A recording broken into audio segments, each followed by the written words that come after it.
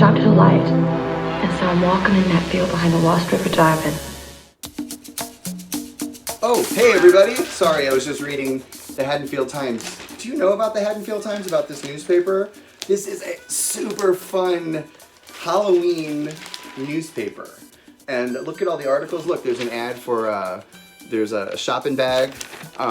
This is a collectible that my good friend Matt Russell and I created to be one of the souvenirs at the Halloween and Halloween 2 screening, that double feature we did back in September of 2019.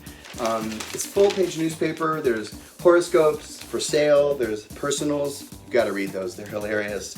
But what's great, what Matt did in these articles when he wrote them, is he connected the nights from Halloween and Halloween 2 and filled in the gaps about, you know, why didn't Loomis see the Myers car earlier than he did in the movie?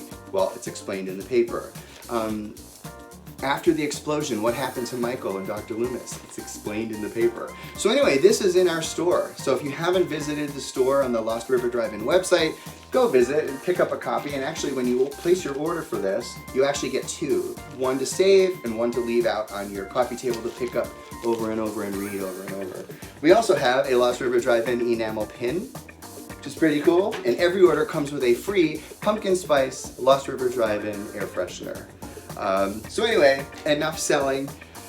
Thank you for tuning in to night number 3. This is going to be a super fun night because they're Q&As with two icons in horror, of course, John Carpenter, and we're going to follow that right up with Q&A with Tom Atkins. The Carpenter one was from 1994. I don't know about Tom Atkins, what year that was, but it's probably around the same time. I'd like to give a huge thank you to my friend Dave Vanderhoff, who was the one that taped these and sent them to me years ago. And again, I've had these on VHS for years, digitized them, bringing them straight to you. That's what you get here at the Lost River Drive-In. Amazing content. So anyway, enough of me. We're going to go straight into the Q&As, and then when we're done, I'll just say goodnight and welcome you to night number 4. So, all right, welcome to night number 3. Sit back, enjoy, turn your volume up. Lost River Drive-In.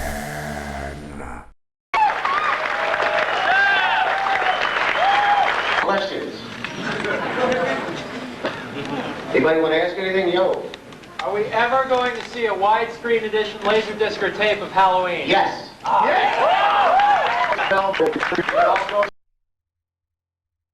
Exemplified it for John Carpenter himself. What are you most proud of?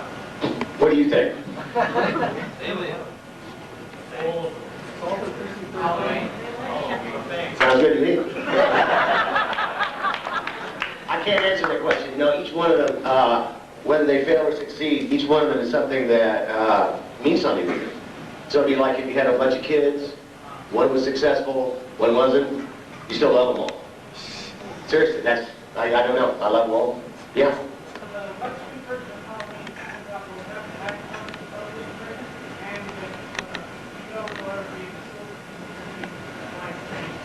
I don't know about Assault on Precinct 13. If somebody asked me, I have this beautiful print that could be used. In terms of Halloween, I'd love to not use the TV version. What he's talking about, yeah, the question was, on Laserdisc, would there be the television version or the theatrical version? Back when we shot Halloween, it was about 90 minutes long, 92 minutes or something like that. And the distributors sold it to television, and they needed it to be 95 minutes. So after I finished shooting the thing, Rick Rosenthal was directing Halloween 2. So I had to go back and shoot 3 more minutes of footage. So we had Donald Pleasant, so we made up some kind of real boring sequences and shot them. And sold the movie to NBC. But my preference would be to drop those out and go back with the original 90-minute, whatever it was. It's Big Trouble. One of my favorite films that you've done is The Fog. After the thing, do you think you could go back or want to go back to doing a very subtle psychological horror film like that? Like The Fog? Like The Fog. See, my experience of The Fog is a whole lot different. That was a movie that was shot and then cut and didn't work and had to be rewritten and reshot and recut, and we just barely made it. So when you say subtle psychological horror, to me it was as a living nightmare. Yeah, I would. I mean, it's a good story. That's what I would. That's what I respond to. What were some of the things that happened in the original Fog? Tell us a little bit It about wasn't scary. And it wasn't scary, and it wasn't very well done, so I had to go back and fix it. So, fix it. And we just fixed it. And what you see is we edited down the version that we had, and we shot some sequences to make it long enough for the theatrical release. Yeah. Actually, that was Deborah Hill's idea. She thought it was a great idea, and I did too. Can you ever see any more video games come out based on that? I don't know. Have there been any done based on that? Oh, is it really? Is it any good? Oh.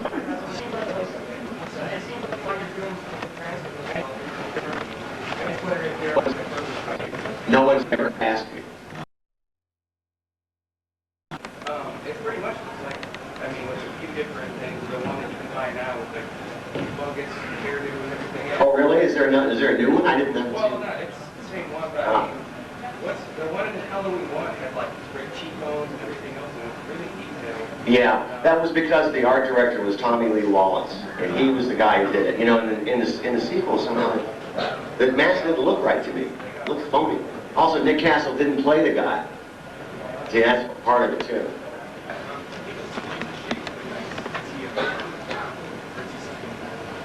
Can I explain the shape? Is he a man or is he something more than that? I think it's the mystery of the movie. That's the heart of the film. I can't explain it. Yeah? Ben Tramer is a fellow classmate of mine at USC who's going on to become an extremely successful writer-producer in Hollywood. And he... Do you plan to work with Donald Pleasance again? I love to work with Donald. He's one of my favorite actors. I think he's not... I think he's ill at the moment. Yeah, I think. I don't know. I talked to Christopher Lee last year, who predicted that Vincent Price would not be with us, and said that he thought that Donald was maybe too ill to work. I don't know. I haven't talked to Donald in a long time. Anybody else? Autographs after this? Yes, sir. Okay. Thank you very much. The philosopher died. You just mentioned something now on the radio about the fog. News and bad news, girls. The good news is your dates are here. So, well, I think the first one kind of was The Fog, John Carpenter movie about 1979. That's the first time I worked with him, and we shot that up in Petaluma and Inverness and Ray's Lighthouse, Point Ray's Lighthouse, and Bodega Bay, where Hitchcock shot The Birds. And he was always kind of playing homage to these other horror movie guys. John Carpenter was. The Fog was a lot of fun. I think Jamie Lee Curtis was about 19, and the first day on the set, when I got there, they said, Tom, this is Jamie Lee. Jamie Lee, this is Tom. Get in that bed there and do that scene. And it's kind of always the way it is in those kind of things. You have a scene with a pretty young thing, that's the first scene you do when you meet each other. You don't even get to know each other. You get into bed, take off all your clothes, and you do the scene. But The Fog wasn't really about that scene. She is hot. Yeah. And, Halloween 3 was the third one. And I was associated with John Carpenter, though he didn't direct that one. I think he wrote it. Him and Deborah Hill produced it. Tommy Lee Wallace, his best friend at the time, directed it. And Tommy Lee had always done the art direction on the movies before The Fog and Escape from New York. And he directed Halloween 3. A lot of people don't, you know, it doesn't have anything to do with Michael Myers, so they're not as keen on it as the first two. But I thought it turned out to be a pretty good film. Stacey Nelkin was sweet in it. Another healthy girl. Get in that bed. Jesus. My favorite, though, of all the ones that I've done is Night of the Creeps. It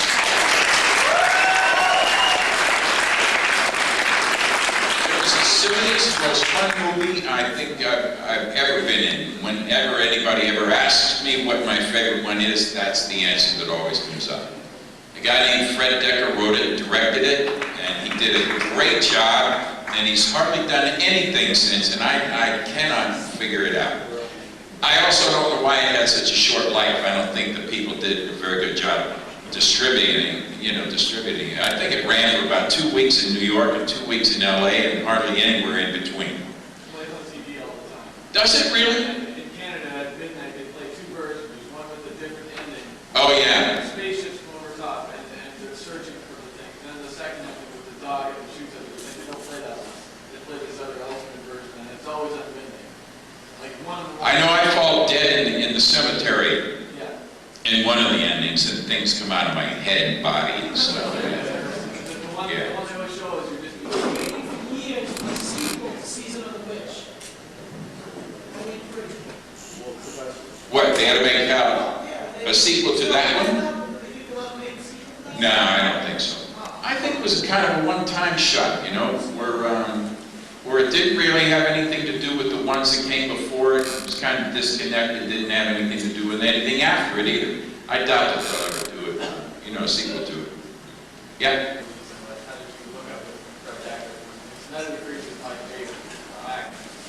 Me too. Me too. I hooked up with it because Adrienne Barbeau was a pal of mine.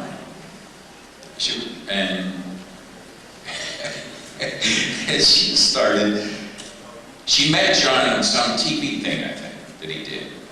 And she started dating him. Well, Halloween then came out. We went to the premiere of Halloween, or a screening of Halloween. And she's just started dating John. And my wife at that time and her girlfriend are on either side of me, and we're watching. It was wonderful. I thought it was just wonderful. But they're doing this stupid cover thing, you know. Can I look in? Yeah, go ahead. Okay. So, at the end of the evening, my wife said to me, we can't let Adrienne marry this guy. Any guy who can direct a movie like this, she can't marry. But she did marry him. And that's how I got to know him, through her. And he had known my work from before then, and that's how we started doing, you know, The Fog, Escape from New York, Halloween 3. Like that. Fred, I just ran into on an audition. You know, I got called in to meet with him for it, read for it, and he liked me and I liked him, and we did it. Yeah, that you wouldn't know about it. Yeah. What do you remember most about making Halloween 3?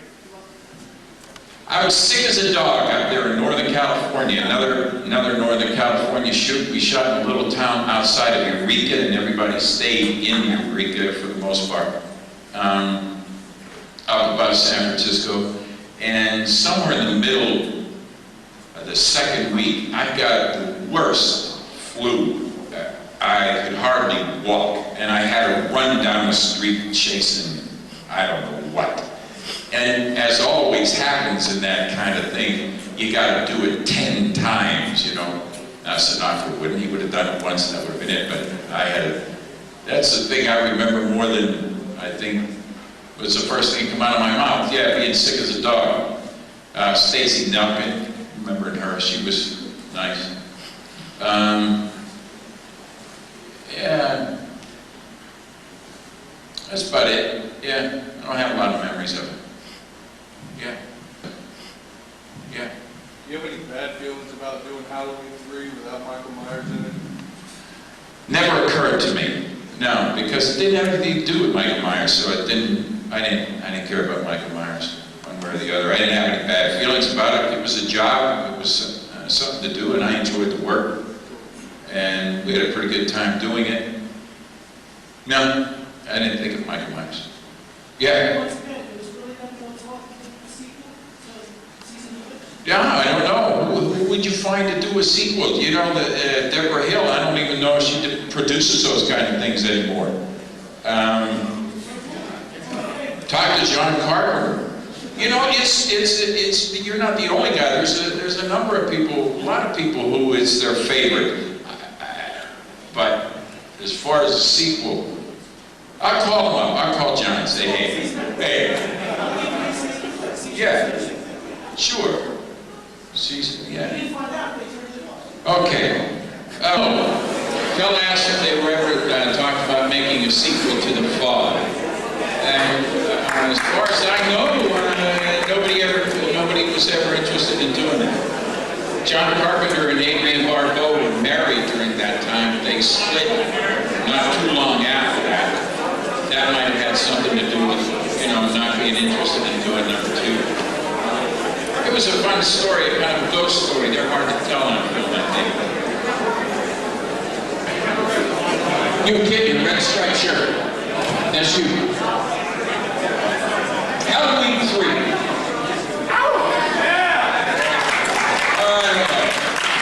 Some people like Halloween 3, some people don't like Halloween 3. I know the kid with the mask isn't in it. It doesn't have anything to do with it.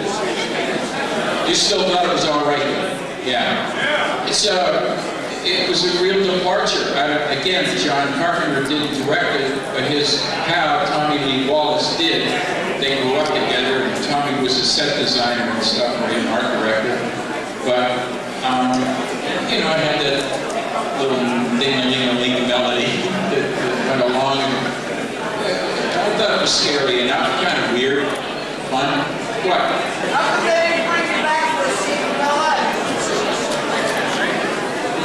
I don't know. I think because John Carpenter and I have kind of gone our separate ways. We used to be pals, but we're not much anymore. We don't keep in touch. I think that's basically it. I like his wife Adrienne better, his first wife. She's an old pal. She's a good old friend. And of the two of them, I'm friends with her and I'm not friends with her. So. Carpenter talks about shooting The Fog twice. You were part of the first version, or? If he shot it twice, I don't know where he shot it.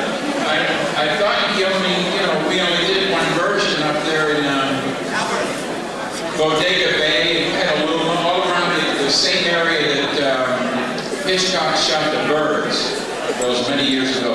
And Point Reyes Lighthouse, gorgeous kind of Inverness up above San Francisco, about 200 miles. I think, maybe not that far. It's really beautiful. And I really appreciate it.